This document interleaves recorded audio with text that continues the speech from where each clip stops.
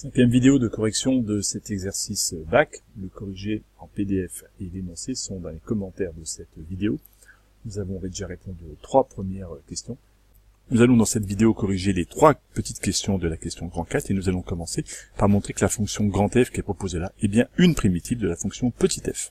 Cette question en fait est assez facile puisqu'on me donne en fait la fonction f, on me demande de prouver que c'est bien une primitive et donc il est souvent délicat de calculer la primitive d'une fonction petit f, mais prouver qu'une fonction grand f est une primitive d'une fonction petit f, c'est facile, puisqu'il suffit de dériver grand f. On va dériver grand f, ce qui est plus simple, et si on obtient petit f, et bien on aura gagné.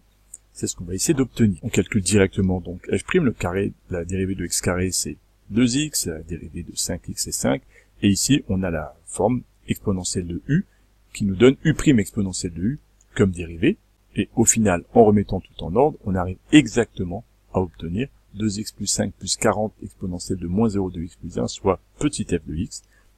Comme f' est égal à f, alors grand f est bien une primitive de f. La question petit b consiste à calculer maintenant grand i, qui est l'intégrale entre 5 et 15 de f de x dx. On doit connaître notre cours, on sait que pour calculer une intégrale comme ceci, il va falloir faire intervenir la primitive et calculer grand f de 15 moins grand f de 5. Ce que nous écrivons ici, il suffit donc d'appliquer les images, la différence des images de 15 et 5 à la fonction grand f, ce qui nous donne ce calcul-là, tout petit peu laborieux au niveau calculatoire, mais en étant prudent, on va y arriver. 15 au carré, plus 5 fois 15, moins 200 exponentielle de moins 3 plus 1, moins grand f de 5. Et en réduisant, on arrive à cette expression qui me donne 450 moins 200 exponentielle de moins 2. On va en profiter pour faire la dernière question, qui nous demande d'interpréter dans le contexte de l'exercice la valeur 1/10 de grand I.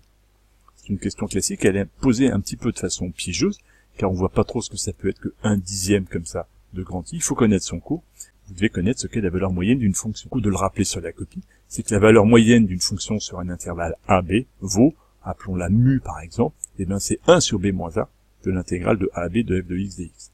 Et ce 1 sur b moins a, dans notre contexte, comme b vaut 15 et a vaut 5, 15 moins 5 vaut 10, on va bien tomber sur 1/10. Et donc ici, 1/10 de mon intégrale entre 5 et 15 de f de x dx bien est égal exactement à 1/10 de ce que nous avons trouvé tout à l'heure. Il manque le divisé par 10 ici, c'est-à-dire en fait 45 moins 20 exponentielle de moins. Et donc la valeur moyenne de la fonction f vaut environ 42,29. La valeur approchée, ce que nous avons trouvé, c'est donc le coût de production unitaire moyen de cette entreprise qui fabrique des parasols. Cet exercice est terminé.